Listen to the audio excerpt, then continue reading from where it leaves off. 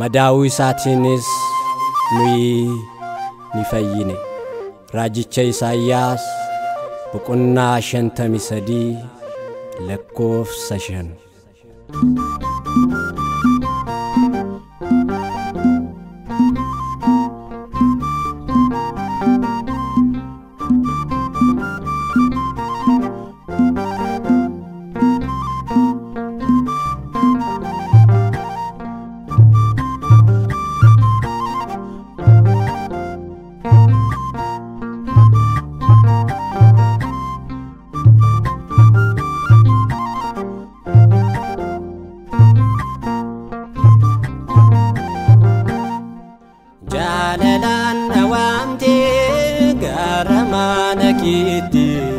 Maqaan kee ulfaatu baranga baraate anamma dofte fannifamte uti akkanaan jiraadhuuf iddoo koona buute jaalalaan na waamte gara mana keetti.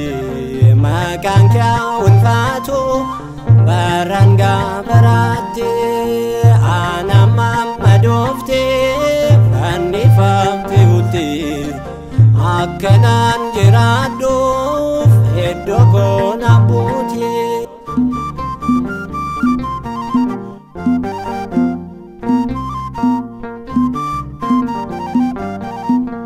Foon keenyaan beela'ee noo'eef manna laate du'ee awwaalame du'a keenya armaate isaatiin afoolte maalan siif deebisa jaalala abbummaa kee hunda na ceesisa jaalalaan na waamte gara mana keetti. Maqaan kee ulfaatu baranga baraate anamma dofte fannifamte uti akkanaan jiraadhuuf iddoo koona buute.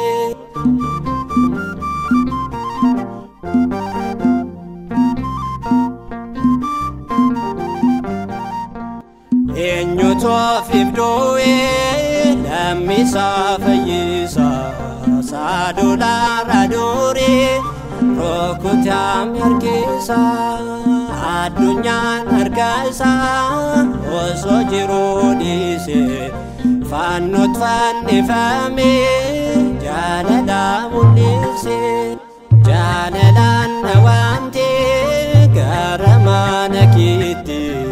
Maqaan kee ulfaatu baranga baraate anamma dofte fannifamte uti akkanaan jiraadhuuf iddoo koona buute.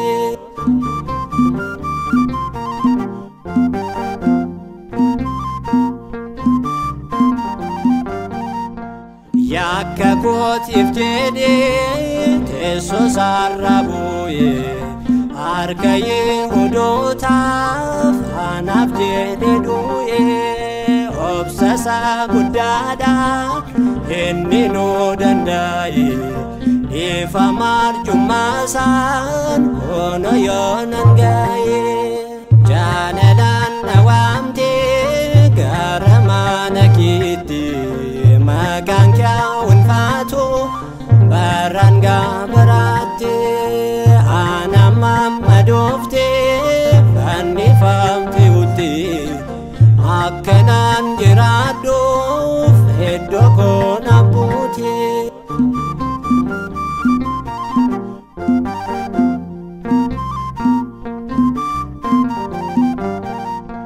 Dhiiga keen bitamne eenyuun nuun jijjiiru dhaalonni si beeka nageenyaan hiriiru qulqulluu akka kee gonkumaa hin jiru seenaa mana dheeraa ayyaada kuniiru jaalalaan na waamte gara mana keetti.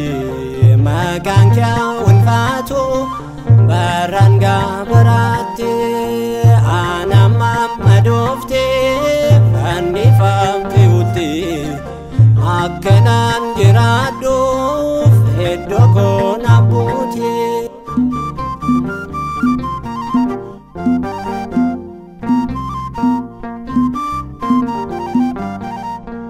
Barru keerra qabna galmeena qabne sagalee kee dhugaan jiraachuu dadhabne meeqaan keenya jira kanneen galaan qabne gooftaanuu yaadadhu maaloo akka hin banne jaalalaan na waamte gara mana keetti maqaan kee ulfaatu baranga baraatti anamma dofte fannifamte utti akkanaan jiraadhuuf iddoo koo na buute.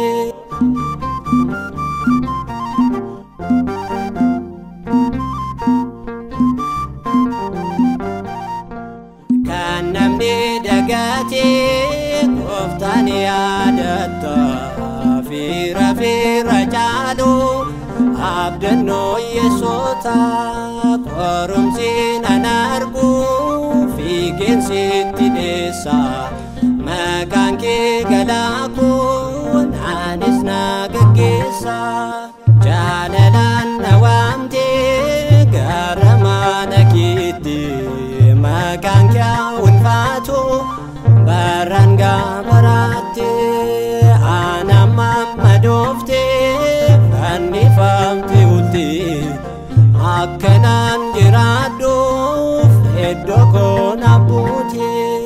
Jaalalaan na waamte gara mana keetti maqaan kee ulfaatu baranga baraatti anamma dofte